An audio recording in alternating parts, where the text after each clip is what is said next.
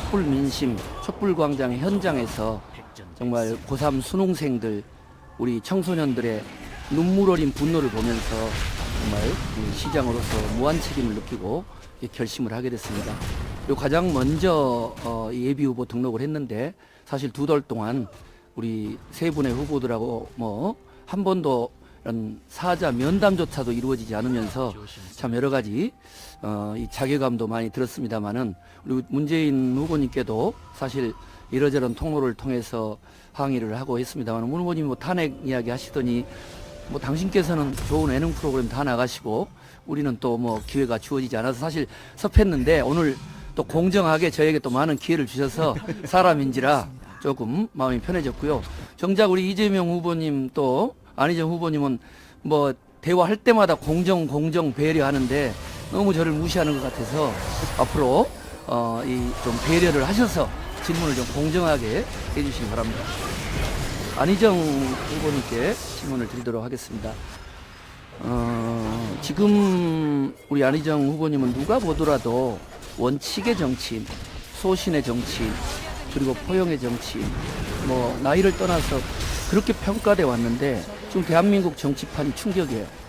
왜 안희정 후보가 그런 소신과 철학을 가진 분이 이 헌지 탄핵 인용을 앞두고 있는 이 중차대한 시기에 박근혜 대통령을 절대적으로 옹호해 보이는 이런 선한 의지 발언을 하고 또 이 적폐 세력의 몸통이라고 할 수 있는 새누리당과의 대연정을 이야기하고 또 금방 사과를 해버리면 되는데 말실수가 아니다. 자유한국당하고도 이렇게 이 대연정을 하겠다 해서 지금 아실지 모르지만 우리 안희정 후보님을 지지하는 분들이 더 충격에 빠져 있어요. 질문을 드리겠습니다.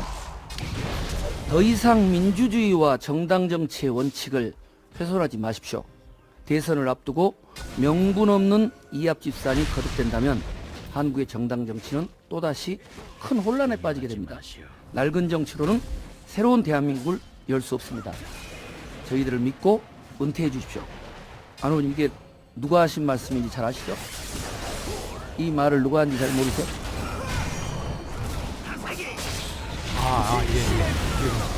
예. 네. 제 페이스북에 따오신 글이죠?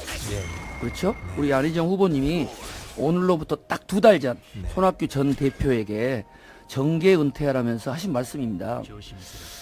지금 박근혜 대통령의 헌재 탄핵을 이렇게 목전에 두고 온 국민이 지금 분노와 불안 속에서 보고 있는 상황에서 어떻게 이 박근혜 국정농단 세력인 또 다른 몸통이고 공범인 자유한국당과의 대연정을, 연정이라는 건 연립정부예요. 계속 협치와 대연정, 소연정을 우리 후보님 모르시는지 모르겠지만 이거야말로 민주주의와 정당정치 원칙에 정면 위배되는 거 아닌가요? 어떻게 생각하세요? 낭비할 시간이 없어. 저는 누가 대통령이 되더라도 우리 최성 후보님이 대통령이 되시더라도 그 다음날 우회와 맞닥뜨려야 될 현실을 어떻게 풀 것이냐에 대해서 말씀을 좀 드리고 있습니다. 이번에 이런 와중에서도 특검법 재연장하는 그 법안 하나를 지금 통과를 못 시키지 않습니까? 친교로 서로 이렇게 자주 오고 가는 게 아쉽습니다. 네네. 그래서 이게 민주주의와 정당 정치의 원칙에 정면으로 위배되지 않느냐는 거죠. 어긋나지 않습니다. 왜 그렇죠? 제가 당적을 바꾸자고 했습니까? 당을 깨자고 했습니까? 의회에서 현재의 여소야대 누가 되든 간에 소수 정당이 되는 집권 대통령이 되는데 그 대통령이 의회와 국가개혁의 과제를 놓고 총리 인준이라고 하는 과정 절차를 들어서 의회의 협치 그 수준의 최고 형태로서 연정을 한번 만들어보자는 제안이 정당정치 원칙에 어긋나지 않습니다. 지금 자유한국당에 있는 분들이 김문수 전 지사나 홍준표 지사나 김진태 의원 이런 분들은 지금 테러를 이야기하고 있고 쿠데타를 이야기하고 있고 명백한 헌재 결정을 앞두고 정말 거의 헌정 파괴적인 발언을 하고 있는 그 정당과 헌정 심판이 내리는 대단히 중요한 결정이 있는데 더불어민주당의 유력 후보가 연립정부를 구성하겠다라는 이야기는 그건 정당 정치와 민주주의의 원칙에 정면으로 배치되는 거죠. 그렇지 않나요? 예, 안 그렇습니다. 왜냐하면 국가개혁과제 그러니까 무조건 뭐 연립정부를 만들자고 말씀드리는 게 아니라 네. 예, 우리가 개혁 과제를 놓고 정당 간에 어느 정도의 코알리션, 즉 연정의 범위를 만들 것인지를 놓고 치밀하게 논의해야 합니다. 그래서 저는 국가 대개혁 과제를 놓고 가장 압도적 다수를 한번 형성해 보자고 제안하고 있는 것입니다. 좋습니다. 이 안희정 후보님이 이제 이렇게 무슨 말씀을 하실 때 보면 항상 저는 이제 동년배이긴 하지만 이렇게 사려 깊고 여러 가지를 복합적으로 생각을 하세요. 많이 배웁니다.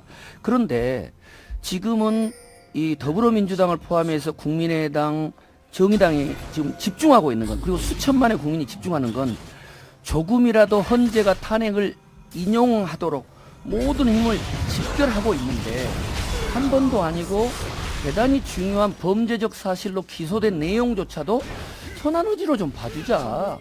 그리고 거기하고 연정할 수도 있는 거 아니냐. 왜 그걸 나쁜 뜻으로만 생각하지?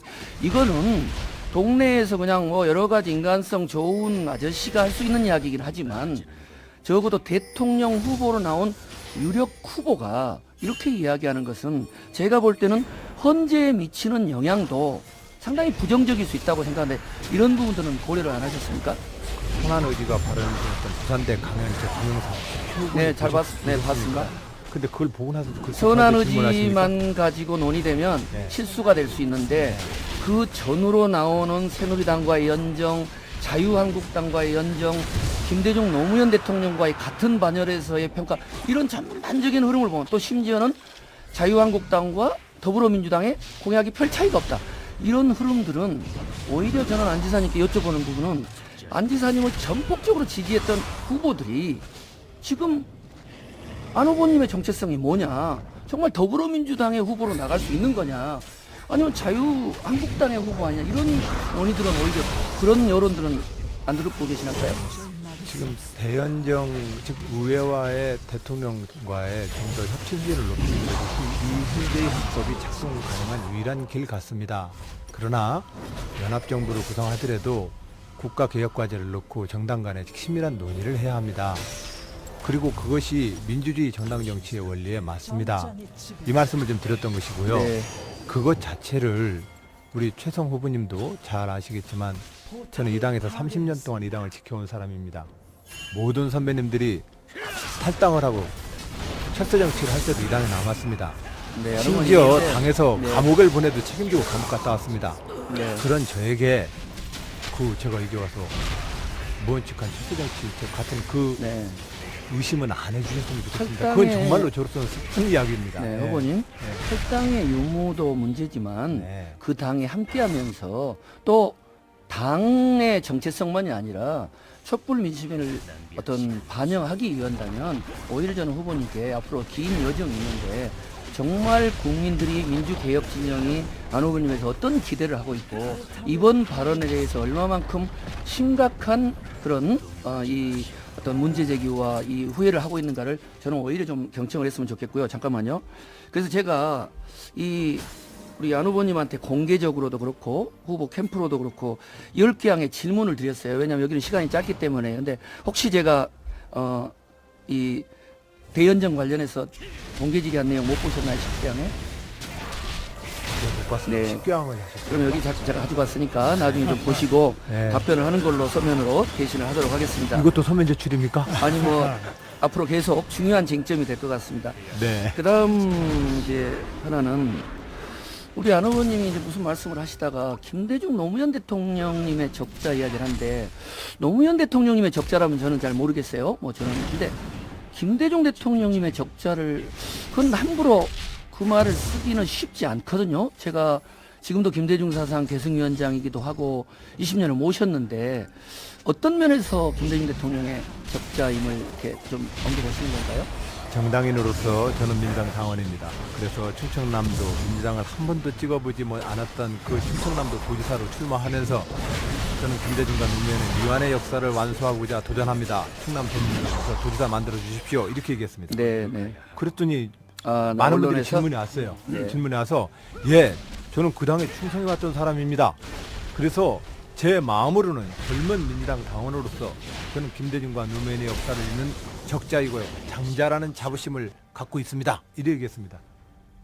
네, 알겠습니다. 네, 뭐 그거 네 다른 분이 그랬다니까 하나 더 여쭤보면 이 사드 배치 관련해서 지금 이제 아주 뜨거운 관심이 일고 있는데 안희정 후보께서 아까 조금 전에 이야기했던 그런 연정의 맥락에서 박근혜 정부의 창조 경제도 이명박 정부의 4대 강을 포함한 녹색 경제도 계승하겠다. 그러면서 사드 배치조차도 일찍 존중하겠다 했단 말이에요. 그런데 이 사드 배치 문제는 국회 비준동의 문제가 쟁점인데 국회 비준동의를 해야 되는 거 아닙니까? 어떻게 생각하십니까? 그거에 대해서는 의회에서도 좀 이견들이 있으시더군요. 여튼 저는 그것이 한미 군사동맹의 협정에 따라서 우리가 주둔 미군의 내게 부지 제공 등의 협조를 해야 될 우리의 대한민국의 의무조항이라고 하는 측면에서 정부는 협상해도 된다고 그러는 것이고 네.